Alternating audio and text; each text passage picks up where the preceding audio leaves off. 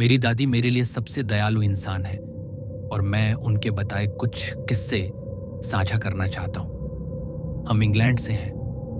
वो नर्स हुआ करती थीं, तो जाहिर है कि उन्होंने काफी मृत शरीर देखे हैं। उन्होंने एक बार बताया था कि लंदन में हुई गैंग हिंसा के कुछ शिकार कितने भयानक हालत में होते थे, लेकिन कार एक्सीडेंट वो अक्सर उससे भी ज्यादा डरावने होते थे। मेरी दादी बहुत मजबूत और हिम्मत वाली औरत थी। उनके घर की एक अजीब बात थी। वो कहती थीं कि उनका कुत्ता ऊपर कभी नहीं जाता था, एक खास कमरे की वजह से। वो कमरा हमेशा ठंडा सा लगता था। बाद में हमें एक पड़ोसी से पता चला कि उसी कमरे में कई साल पहले एक औरत की मौत हुई थी। मेरी दादी के इर्द गिर्द हमेशा कुछ न कुछ अजीब होता ही रहता था।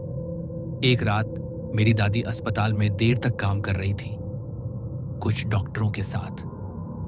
वो अकेली थीं एक पूरे विंग में, जब उन्होंने एक छड़ी के जमीन पर टिक टिक की आवाज सुनी, मानो कोई धीरे धीरे गलियारे से चलता आ रहा हो।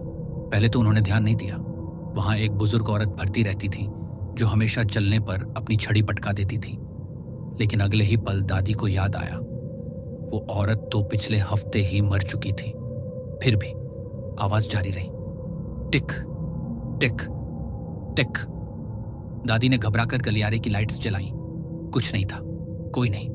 पहले उन्होंने खुद को समझाया कि शायद पाइप की आवाज होगी या पुरानी बिल्डिंग की चरमराहट, लेकिन फिर वही आवाज अगले कई रातों में दोहराई गई। हर बार उसी समय, हर बार वैसी ही एक जैसी टिक टिक टिक। आखिरकार दादी ने मान लिया कि उस औरत की आत्मा अभी भी अस्पताल की गलियों में चल रही है।